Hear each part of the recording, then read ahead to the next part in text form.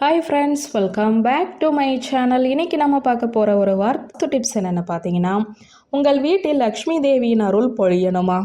இந்த வாஸ்து டிப்ஸுகளை பின்பற்றுங்க. வாங்க இன்றைக்கி அதை பற்றி பார்க்கலாம். நம் வாழ்க்கையில் நிலையாக இல்லாமல் இருக்கக்கூடிய விஷயம் செல்வம். அந்த செல்வத்தை அருளக்கூடிய மகாலட்சுமியின் அருள் என்றுமே உங்கள் வீட்டில் நிலைத்திருக்க வேண்டுமெனில் இந்த பொருட்களை உங்கள் வீட்டில் எந்த திசையில் வைக்க வேண்டும் என்று பார்த்து வைத்தால் அவரின் நல்லொருள் கிடைக்கும். இதனால் பணம் சம்பாதிப்பதற்கான வாய்ப்புகள் அதிகமாக அமையும். உங்களின் வருமானமும் அதிகரிக்கும். வாஸ்து சாஸ்திரத்தில் திசைகள் மிகவும் முக்கியமானதாக கருதப்படுகிறது.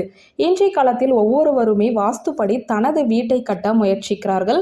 ஏனெனில் சரியான திசை மற்றும் வாஸ்து முன்னெச்சரிக்கைகள் எடுக்கப்படாவிட்டால் வீட்டில் உள்ளவர்கள் பல மோசமான விளைவுகளை சந்திக்க நேரிடும் என வாஸ்து சாஸ்திரம் சொல்கிறது.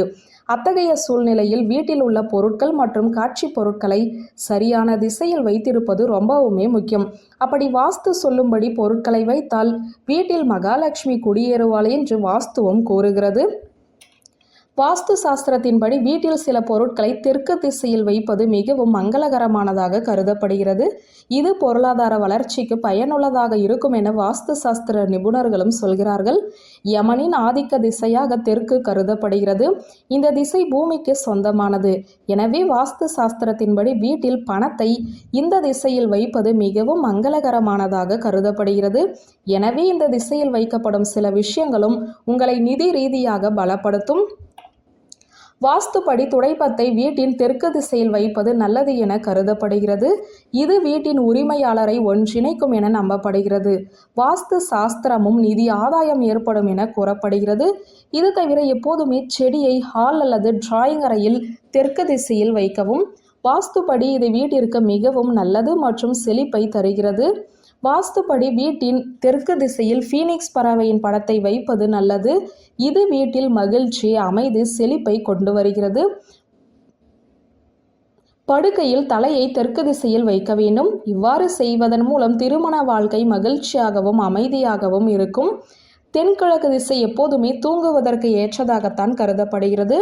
இதனுடன் இந்த திசையில் கனமான பொருட்களை வைப்பதும் பொருத்தமானதாக கருதப்படுகிறது. வீட்டில் உள்ள விலை உயர்ந்த பொருட்களை எப்போதுமே தெற்கு திசையில் வைக்க வேண்டும். இவ்வாறு செய்வதால் வீட்டில் பாக்கியம் உண்டாகும். பணத்திற்கு பஞ்சம் இருக்காது. மாலையில் லக்ஷ்மி தேவி வீட்டிற்கு வரும் நேரம். எனவே சூரிய அஸ்தமனத்தின் போது வீட்டில் தூங்குவதை தவிர்க்க வேண்டும். இல்லாவிட்டால் லக்ஷ்மி தேவியை அவமதிப்பது போல ஆகிவிடும். இது லக்ஷ்மி தேவிக்கு கோபத்தை ஏற்படுத்தும். இதன் விளைவாக வீட்டில் வறுமை அதிகரிக்கும் என்கிறது வாஸ்து சாஸ்திரம். எனவே லக்ஷ்மி கடாட்சம் பெற தினமும் மாலையில் கடுகு எண்ணெய் தீபம் ஏற்றி அதில் 2 கிராம்பு வைக்க வேண்டும். இந்த விளக்கை கதவின் இருபுறமும் வைக்க வேண்டும். இப்படி செய்தால் லக்ஷ்மி தேவியின் அருள் கிடைக்கும். வாஸ்து சாஸ்திரத்தில் கற்பூரம் ஒரு முக்கியமான பொருளாக கருதப்படுகிறது. வீட்டில் உள்ள எதிர்மறை சக்தியை நீக்குகிறது. வாஸ்து தோஷத்தை நீக்குகிறது. தினமும் வீட்டில் கற்பூரம் ஏற்றி வைத்தால் வீடு முழுவதும் மனம் வீசும். இதன் மூலம் லக்ஷ்மி தேவியின் அருளும் கிடைக்கும். இதனால் வீட்டில் எப்போதும் மகிழ்ச்சியும் வருமானமும் பொங்கும் என வாஸ்து நிபுணர்கள் கூறுகிறார்கள். வியூவர்ஸ், இந்த வீடியோ உங்களுக்கு பிடித்திருந்தால் லைக், கமெண்ட், ஷேர் பண்ணுங்க. நன்றி.